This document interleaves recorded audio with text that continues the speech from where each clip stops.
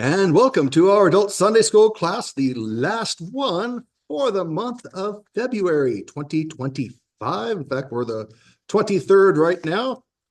So let's take a look in the book of Exodus, where we have left off as we are going through the Bible timeline. Share that screen right there. And there we are. So in Exodus, we are going to be in chapter 21. We'll be at the end, towards the end of chapter 21, and then we'll be going forward from there. So where are we at as we're going across the whole Bible timeline adventure? We are in the year 1446 BC. We are at the time where the Israelites are at Mount Sinai, spending time meeting with the Lord on the mountain. And so 1446 BC, Middle Bronze Age to be China being led by Emperor Ren of the Shang dynasty, Egypt being split, having the natives, zoom out just a little bit more, the native 13th dynasty after Pharaoh Dudamos II in the Exodus C, they've been chased down to the south and now have Pharaoh Ibi something Matra. His name gets corrupted. We don't have his whole name. So their native 13th dynasty leaders got chased down to the south by these foreign invaders taking advantage of the collapse of Egypt after the Exodus events, the 10 plagues and the loss of the army in the Exodus Sea.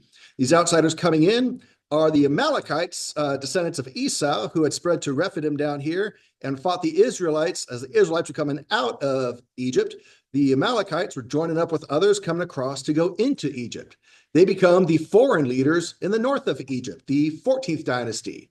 So at the same time, we've got native leaders in the south, the 13th dynasty, and foreign leaders in the north, the 14th dynasty. And they're oppressing the Egyptian locals who are left behind and abandoned by their leaders here. So this is in an intermediate period after the high point that was the Middle Kingdom with Joseph and his pharaoh, Amenemhet III, who had the dreams. And later, we're going to enter a new high point for Egypt, the New Kingdom. This new kingdom will have King Tut and Ramses the Great and all of that. But we're in this lull in Egypt, this low point, this intermediate period. And so the pharaoh of the north, these foreigners, first one, Nubuseri Ya'amu. Not going to ask you to spell that. And also at this point in time of Exodus 21, we have over in Babylon, their king is Amidatana, great-grandson of Hammurabi. With the Lord's people here in at the foot of Mount Sinai, we have in the tribe of Judah, which is the line of Christ, we have Aminadab, I'm guessing about 98 years old, and we have his son Nahshon, I'm guessing about 39 years old. Now, Nahshon is the 28th generation of Adam, and he will be grandpa to Boaz. So he's a third great-grandfather to David. Brother Clay, you got a question for us? Yeah, right there on that. Yeah. Screen there. The actual trek didn't take, it was about how many years? Or not even a year, right? From Egypt to Mount Sinai was 60 days. Okay. Well, I was curious, looking at that, where did they, when they stayed 40 years in the wilderness, wandering? Yep. Where, I'm just curious about. Great question. Where that was. So what that was, you zoom out here, didn't just stop at mapping them out to Mount Sinai, he did the rest of it, which we'll be continuing on in future classes. So the 40 years starts with the Exodus, but it ends with Joshua crossing the Jordan and going into the Promised Land, taking over from Moses, which, spoiler alert, that's going to be the theme of the Old State Association held at Modesto, Palm Sunday weekend. So you heard it first. And so we just solidified that last Thursday night as the chairman of the resolutions committee. So good stuff. So to answer your question, so they took 60 days to at least enter the wilderness of Sinai, maybe a couple more days to actually get to Mount Sinai. So they could have been here by day 63 or something. But that's only a couple months. And so they spent over a year at Mount Sinai here with the Lord. So there's another year. And then the goal was for them to make it and cross the Promised Land, the older generation leading out, within 2 years of exiting Egypt.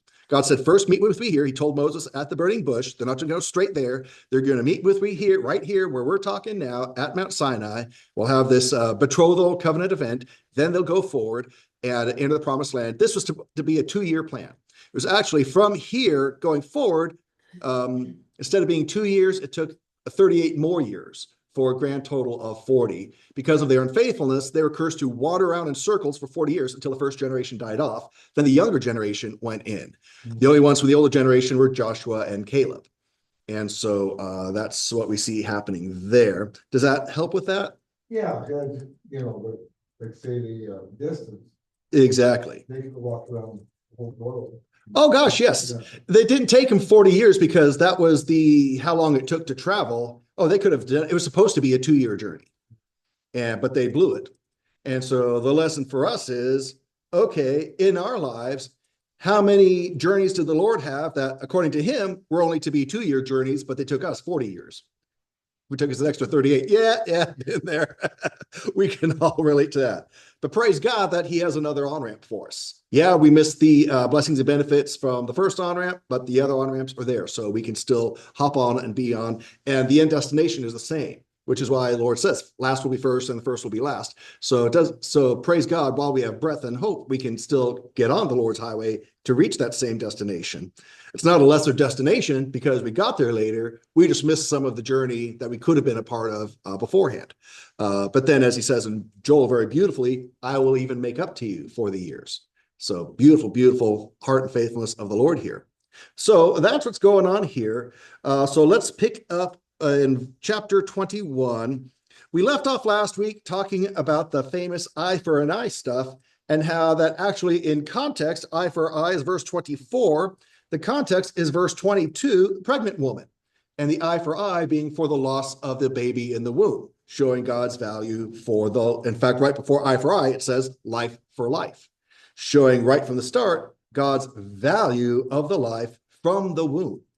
And forward from there. So very, very important stuff there. Let's now pick up. There's one significant verse I want to bring up in verse 32. Now, as I've mentioned before, not going to read through word for word through all the books of Moses. We've done that a few years ago, and y'all can read it for yourselves. I encourage you to do so while we're in it. And anything that I don't bring up, feel free to bring up if you, in your own personal reading, it raises questions or strikes you and you want to share a thought or a comment on it. I certainly welcome that. But in the meantime, I'm going to be bringing out some highlights that strike me for this time through. And one of those is verse 32 of Exodus 21. Exodus 21:32, if the ox gores a male or female slave, the owner shall give his or her master 30 shekels of silver, and the ox shall be stoned. Why do I find that verse significant? Where do you find it? What? Why do I find this verse significant? Ox gores a slave, the owner of the ox shall give the master of the slave 30 shekels of silver and then stone the ox. What's significant about that verse? 30 shekels of silver. It was the value, the price. Sister Leslie, you're thinking something? I was saying Judas, but Yes, you nailed it. Judas. 30 shekels of silver. The value of a servant, the value of a slave, the price paid. And so that was the price paid for handing over Christ. He was a slave's wages. And so you might think, well, what about inflation? Well, there was no inflation because they didn't have fake money, which is called paper money. Their money was the precious metals and sound money. And so 30 shekels of silver in 1446 BC was 30 shekels of silver in AD 33. And so I've actually seen, this is just me chasing a rabbit on one of my pet peeves, but hey, you're stuck with me, so it's what we do. I've seen not exactly a meme, but an image showing a couple gold bars saying this was the price of a house in 1910. I'm just throwing out examples. Then it shows a couple gold bars and says, this is the price of a house in 2025. It's the same gold. The gold hasn't changed. The gold has grown in value in paper money because it takes more paper money. Not that the gold became more, it's just the paper money became less. So it takes more paper money to rise to that same level.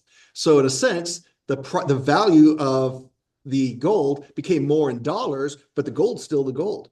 The amount of gold it took to buy a house then is the amount of gold it takes to buy a house now. So that shows that this is why we have things. And as Sister Minnie points out, God said to use have standard weights and fair and honest units of measure in your selling and buying and bartering, and don't be unjust and cheat the scales and all these things. So I believe God is the inventor of the gold standard. I believe that God is the reason he gave us these things to be fair and consistent and not to have any manipulation at the expense of others. And so side note there, but yeah, the 30 shekels of silver really stands out because of Judas. That's what he was paid to sell out Christ. And so, But yeah. why kill the ox? I don't understand. Why do we kill a dog when it bit a kid? To me, I was thinking, I'm like, he doesn't know the difference, but. Yeah. Well, they said stone you, so I guess they tenderized it. Yeah. You had oxtail before? And so But you know, I was a little off. it's like, so am I. Because, you always hear and see these commercials about, investing, in gold. It never, but just like you said, it does fluctuate. But it's not the gold that's changing, it's the paper money. When you're investing in it, your money goes up and your money goes Yes. up. And it's so- not a safe and secure way to, throw a gold bar in your safe or something like that. Know what you don't see gold do? Go down.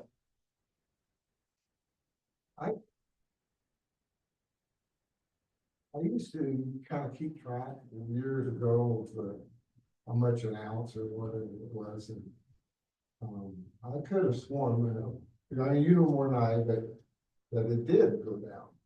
Keep in mind too, when it comes to investments by definition are long-term things.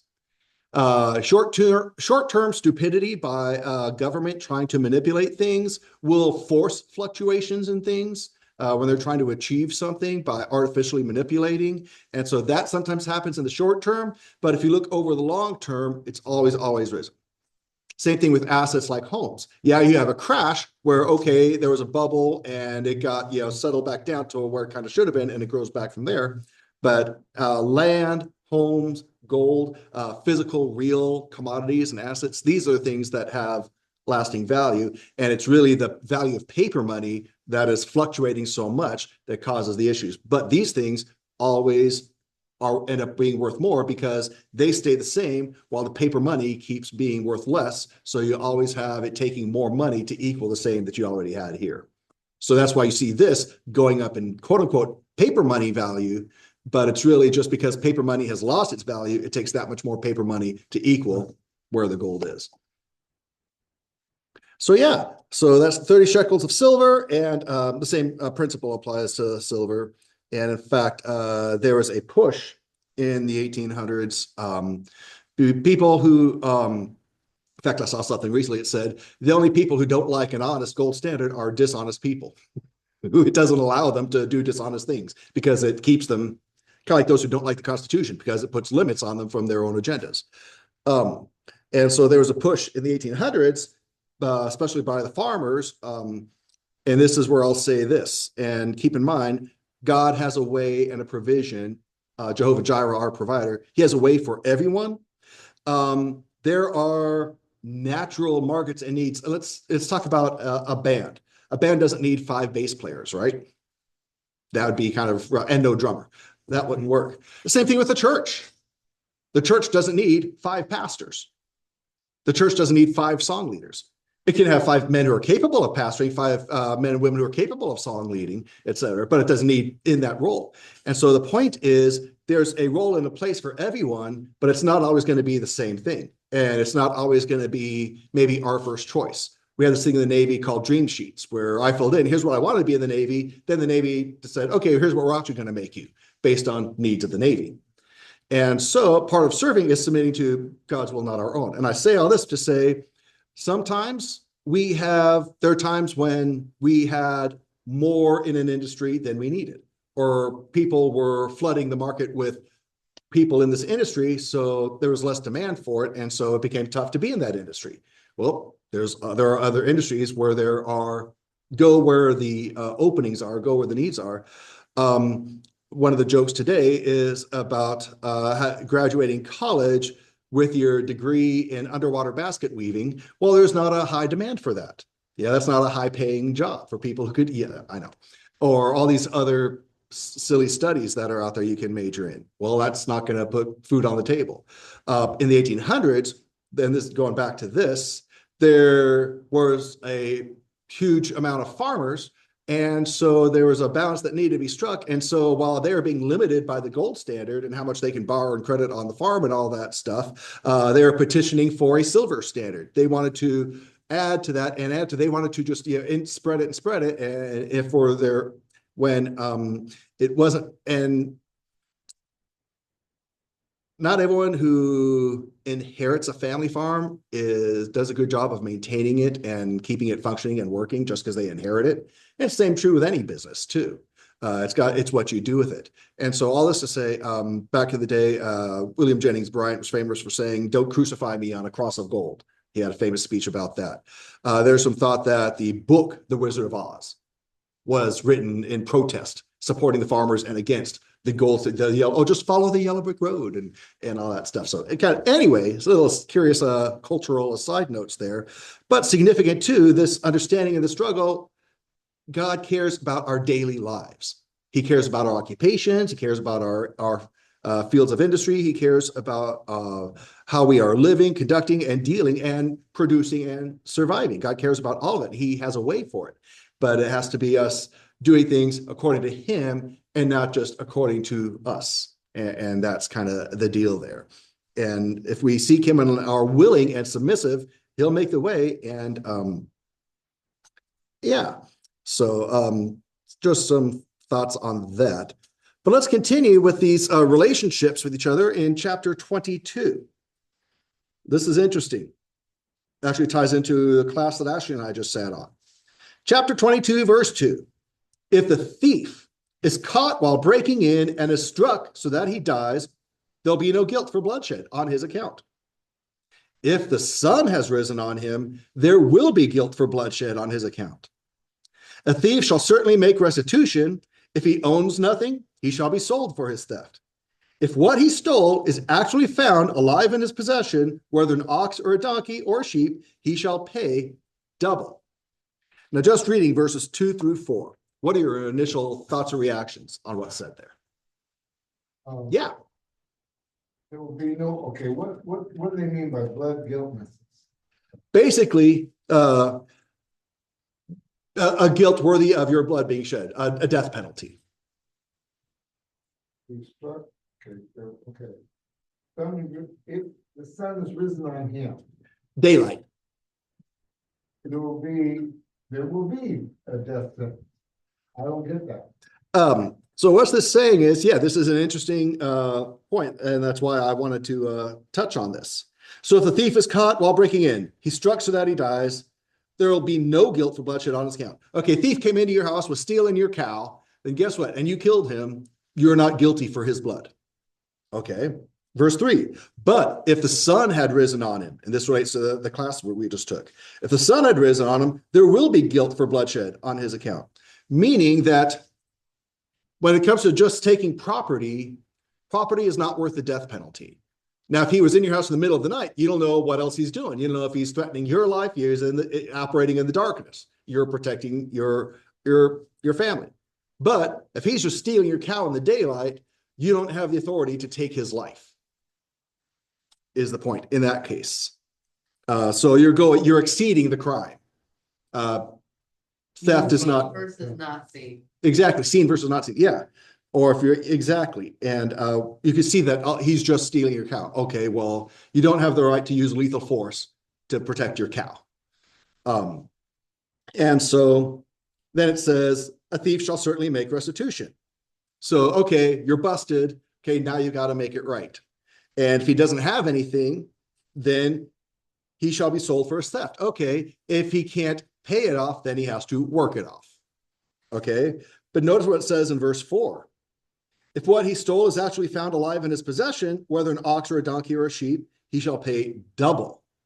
This is what we were talking about the other week, where we talked about punitive damages, as opposed to what are the word I was missing last time was compensatory damages or compensating damages.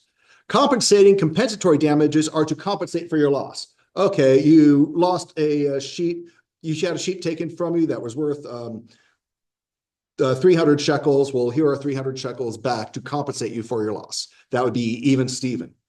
Punitive damages, as opposed to compensatory damages, are above and beyond as a punishment and a deterrent for others. So notice here, it's not just even Steven, because it says he shall pay double, not only the value of the sheep, but also double as a punitive measure and a deterrent for others not to do this. I understand it, but it doesn't make sense. If you stole my sheep and you ate it, you killed it, you just owe me for one sheep. But if I catch you, you stole my sheep and you're still alive, I get my sheep back. And now you gotta pay me double. That's 3 times. That's triple. You get the sheep plus double the cost of. No. It doesn't say the original plus double. It just says double. Meaning. Meaning And the single is compensatory to restore the value. The double is the punitive. Yeah, but getting the sheep back restores the value. That's the single. That restored the value. That's the single. Then he said, then you paid up. Which is just one more of the single. 1 + 1 = 2. It's not how we would think, yeah, that you get the one, so I should say we give you double back. Yeah. Mm-hmm. There are other accounts in scripture where, depending on the circumstance and the crime, where the punitive damages, it's a triple or a quadruple. It depends on the crime. Yeah. So it's not a case of, again, once we get into punitive, we're no longer in the mindset of compensatory, of compensation. Compensation is equal and even Steven. Okay. Once we're in a punitive, now the compensation is left. That's already done. That's over here. Now we're in punitive. Punitive, anything goes. And so that's the difference. God could say for punitive damages, I want 10 times. Yeah, that's up to God. He declares what the punitive is. And so in this case, he declares double. Even if it were a case where he said, okay, you got your compensation. Now I want 2 more of those to be double punitive. If that's what God says, that's what God says. But that's the punitive, again, is to be a punishment for above and beyond just giving back what was taken. And because there's still a loss. Let's say it's been a couple months, you know how long court processes take. Let's say at the end of a couple months court process, I finally gave you your sheep back because I didn't eat it yet or sell it. Then guess what? But you still have the loss of time. The wool of the sheep, the milk of the goat, or whatever, all those different things. And so compensatory damages are one thing, but then the punitive, okay, now above and beyond, we're going to more than just deal with the fact that you gave it back after this time of loss. There needs to be a punishment for the fact that you did this. And then, because if we just stop at compensatory, then guess what? I could steal your truck and borrow it for a couple months. As long as I just give it back, who cares? It's all good. I gave it back. The truck you had is the truck you had before is the truck you eventually have now. So yeah, so there's a reason for punitive. Oh, we come up with the model day, the value of the life in money.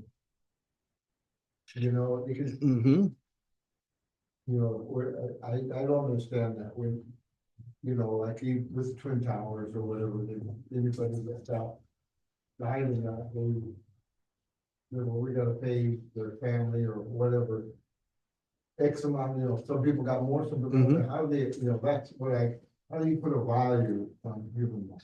Well, I'll give you a perfect example of exactly what you're talking about that's very recent in our history.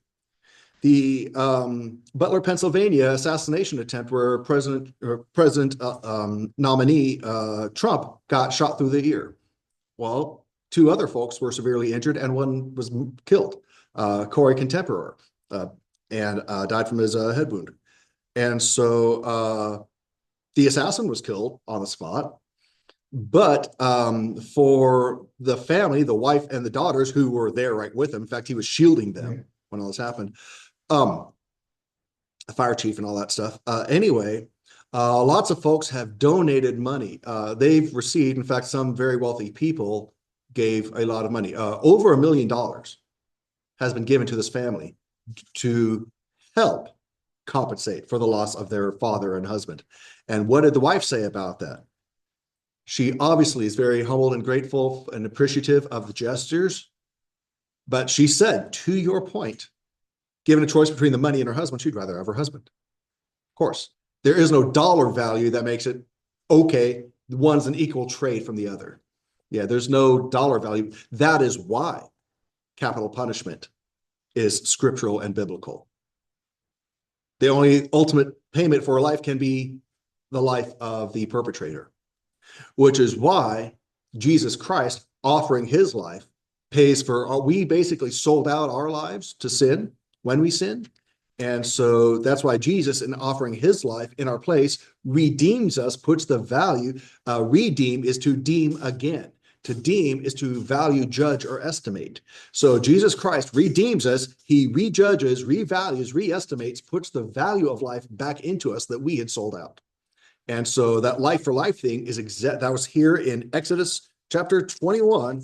That life for life thing is exactly what Jesus was, his life for ours, traded our life, his life for ours, and coming and then rising again in victory.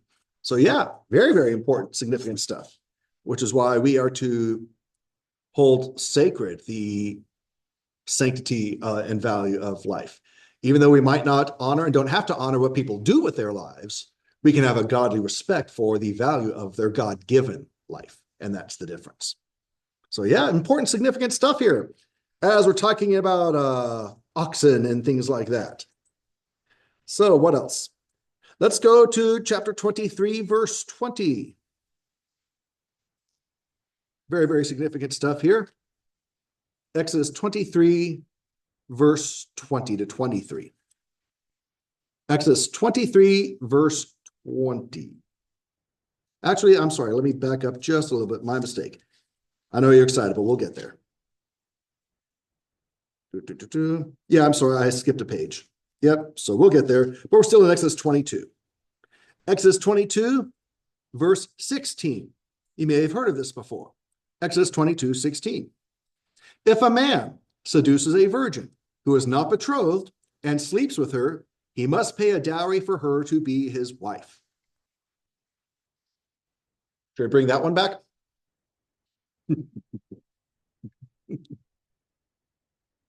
What do y'all think about that verse? We should just want to be with them. Yeah. Well, assuming this wasn't a rape, assuming this was consensual, Yeah. then yeah. Well, what if he doesn't want her as? Oh, you should have thought of that beforehand. Well, What if you didn't want a baby?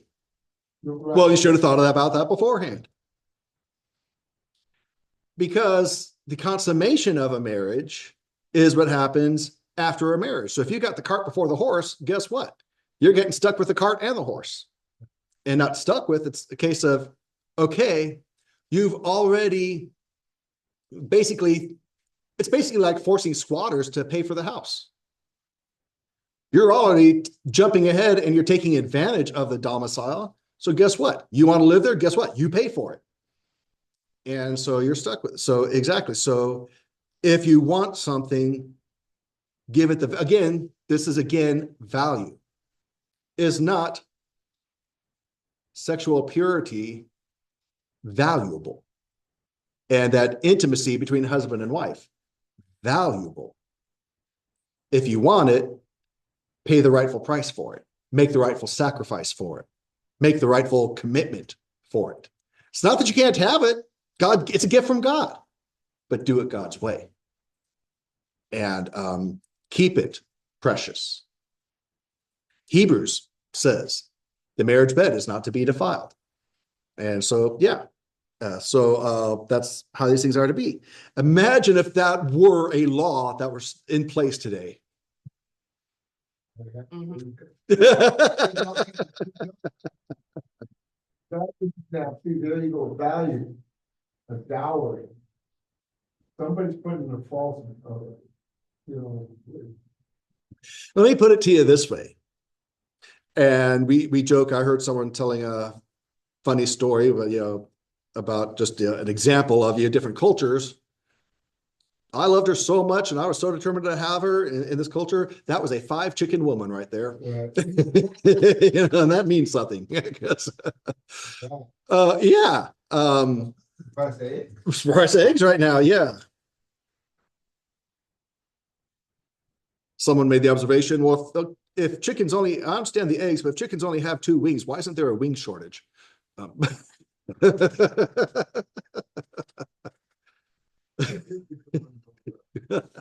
printer. There you go. What's that got to do with the price of eggs? So the dowry. I'll use this example again with the marriage picture and the covenant coming together picture. Part of the marriage, the final part of the marriage, the consummation of the marriage, is the husband bringing the bride into the groom, bringing the bride into his household. Okay, and that's the fulfillment. That's the completion. That's the ceremony has already taken place. The vows have already been made. The contract has already been written up and signed in front of the witnesses and all that stuff. The only thing remaining is to come together in the house. Solomon building the temple, the house, the meeting place. Okay, they had the tabernacle, the tent that the Ark of the Covenant was in, that had the 10 Commandments, that had the mercy seat where God would meet with the high priest. So now that was brought into the temple at the dedication, which was during the Feast of Tabernacles, the whole idea of tabernacling, coming together, living together. It's a very consistent Old and New Testament thing. God wants to tabernacle with his people. Well, it's very much there in Revelation as well as earlier. And it's what we're doing here as a church. This is where we are tabernacling with God. So Solomon said, everything that this glorious temple that we built, and I'm paraphrasing horribly, we just built it with the stuff you created. Everything is yours. So how are we even paying a price? How are we even making a sacrifice and giving something that was already yours to begin with? But God, honored it. And God recognized that and appreciated that awareness. What's that have to do with the dowry? A dowry isn't saying this is the price tag. You're not buying a woman like a piece of property in that sense. That's not what the dowry is. The dowry is more like a down payment, if you will. It's like, this is the groom showing, I'm serious. Father of the bride who's looking out for the bride and is responsible for the bride until she has a husband. This is me as the suitor showing you that I am serious about this. And so this is me. It's not like staking a claim on a piece of property. It's way deeper than that. It's showing, okay, how valuable, how invested are you in this marriage and in this coming together? And so that's the concept there, which is why Acts 20, verse 28, I've quoted it a lot with reason. Paul told the elders of Ephesus as they gathered there at Miletus, I think it was. Anyway, he says in Acts 20, verse 28, Jesus Christ purchased the church with his blood. And I say that was an example of the dowry. That shows. Now, is that the only payment Christ made for his church, his blood? That'd be enough, but no. Christ continually sacrifices and invests on behalf of his church, on behalf of his spiritual Israel, Old and New Testament saints, to be in that bridal city kingdom. And so the point is, Jesus shows his earnestness, in fact, money is sometimes called earnest. He shows his devotion, his dedication by offering that is the value. Obviously, if the price is more than what you're getting for it, you're not going to pay it. To Christ, the value of us being united with the Father and coming together as brethren with him, he's not ashamed to call us brethren. That'll be quoted in the morning message. That was worth the price he paid. He willingly paid that price for what he get out of it, us. Hebrews 12, for the joy set before him, he went to that cross, despising the shame, but endure that for the joy on the other side of that. That joy is us. And so that is very much where the concept of a dowry is. It's not saying that she's a commodity and this is her price tag. It's saying that she is worthy of so much more. This is just my initial demonstration and offering and sacrifice showing I mean business. I'm committed and devoted to this, and I'm going to be continually giving my life. What's it say in Ephesians 5? about marriages, even before the famous stuff about wives submit to your husbands and husbands love your wives as Christ loved the church. Before all that, Ephesians 5:21 says, submit to one another.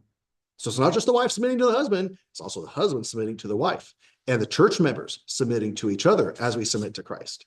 So we submit to one another in marriage and in the church. And that was the same heart and attitude God had from the beginning. Every time Jesus said, you've heard it said, but I say to you, or from the beginning, this was not so. Y'all missed the importance of it, the significance of it, the point of it. Let me tell you, it was all one intention, start to finish. All one God desiring his people throughout time. Different avenues, different vehicles, different methods, covenant of Moses versus new covenant in his blood. Yeah, but the same desire. The bride concept is all over the Old Testament as well as the New. So that kind of helped with that. Yeah, because our initial reaction would be, wow, that sounds like you're devaluing by slapping a dollar tag on it, or a price tag. Yeah. You think, that the ring has a significance, but I don't know, back then when the dowries were there was natural rings, so I'm wondering if the ring kind of replaced the dowry as far as commitment. Yes. Short answer, yes. And as I think we mentioned last week, at this moment here at Mount Sinai, what was the ring?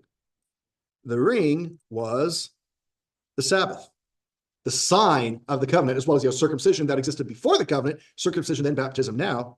The sign of the covenant that would be shared between them, because both husband and wife wear the ring, the sign of their commitment and regularly coming together was the Sabbath. The Sabbath was a gift. Husband and wives give each other rings. The Father gave us the Sabbath. Okay, this is our date night. This is our regularly scheduled appointment. This is our special time blocked out, set aside for each other. We now have the Lord's Day, Day of the Lord's Resurrection, that the church was meeting on, that we're still meeting on today. But the point is the same, to have that day. The Sabbath was day 7th. Sunday is not just day 1, it's also day 8, the new beginning after the 7th completion. And so we celebrate Sunday not because it's day 1, we celebrate Sunday because it's day 8. After Christ accomplished everything, now we have this new beginning, this new life that's in him. So we have a new week. And so continuing off of that. And so that is why our Sunday services are so significant, not to lessen our Wednesday night get-togethers. Every time we determine with God's authority we're going to meet, he honors that and expects that. But with our Sunday set-aside day, and again, as mentioned the other week, the day is not just limited to service times. The whole attitude and mindset throughout the day is to be a day of meditation and reflection on the Lord, even while we're doing other things. And so it's to be a beautiful, beautiful, joyful thing. My wife and I do not have the fanciest rings. And a couple of reasons for that. One, obvious finances, but even more importantly, well, on one hand, Ashley's diamonds kept getting knocked off and, lost in the machine dryers or whatnot. But also, so it was kind of, frustrating. But more important than the dollar value is we can look at our lesser expensive rings and not see lesser value, because it's not about the value of the ring, it's what we've invested in the marriage. And so and we get that. And there's nothing wrong with having a beautiful, glorious ring, nothing wrong whatsoever. But that's not a substitute for a glorious marriage. And so that's the difference. Am I the only one who is absolutely baffled and just jaw-dropping when I hear folks having like $100,000 wedding ceremonies? And then they divorce. I mean, weddings are great. I love weddings. But marriages are better. Spend far more, invest more in the marriage than the wedding. Tell you that right now. Right on. And so this whole marriage betrothal ceremony at Mount Sinai, just like us getting baptized into the church, and Jesus Christ coming to claim his people, this is all, and it wasn't supposed to end at Sinai. It was supposed to be, okay, this is the launching of what we're going to continue when you enter the promised land that I have waiting for you. And so the wedding is to is only glorious because it's the launching of the marriage that is more glorious. Mount Sinai, as wonderful as what took place here, as beautiful as what took place here, and it's very in keeping with what's going to take place, the millennium and all that stuff. Again, appreciate Joel Richardson's book, From Sinai to Zion, looking forward to Christ coming back to Zion and his second coming. It's all pointing ahead. It's all with a joyful anticipation of the future and the future together. And we'll go from the going forward in the present into the future. So very, very significant stuff there. So wow, all that from Exodus 22:16, good stuff. Let's see how we're doing on timer. Yeah, it's actually a good stopping place.